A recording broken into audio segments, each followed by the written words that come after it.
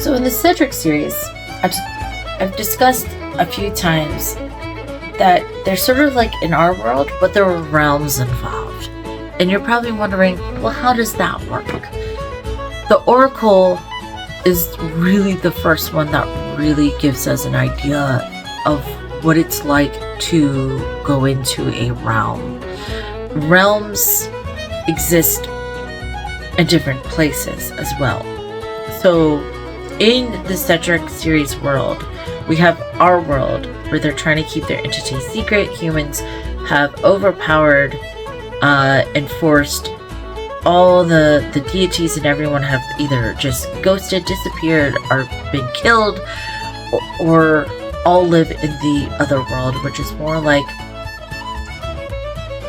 almost like purgatory, I guess, or just a plane specifically for non-human entities. It's sort of a mirror world or parallel world in some ways. And then below that world is the underworld or hell or whatever you want, the fiery pits. And then above the mortal realm or above the other world is the celestial realm, is the understanding at this point. And so it's almost like the mortal realm and this realm are sort of side by side with celestial and then underworld, right? But within the mortal realm, because magic is so limited here, that there are pockets of magic, right? And those pockets are maintained by an entity. We understand that, for example, that Vinmer and the druids or dryads were keeping the Black Forest realm alive. So you could get, if you had a bad day and they were hungry, you'd be wandering the Black Forest in Germany today and suddenly find yourself in what felt like the Dark Ages, because you have crossed over into their territory and now been absorbed into the realm. And it's sort of like this weird spatial isolation kind of concept, but it's bigger on the inside, like you Doctor Who fans and the TARDIS. So it's sort of them maintaining a way of life that they enjoy while the rest of the world is changing and being modernized. They can allow people to come and across, but one of the things that is noted in the Oracle is that it is rare for technology to work inside a realm. Most realm holders, and Delphine is an example of this, when they go into Delphine's realm, there is no technology here. You might be able to use black powder as some means of guns, but that's the best you're going to do. Any electronic, any chips, any phones are just not going to work or get destroyed on the way in. So they have to rely on those archaic, those Dark Ages skills, which helps Angeline out because she's trying to pick up where she left off at this point. So it was a great way to utilize those two concepts together.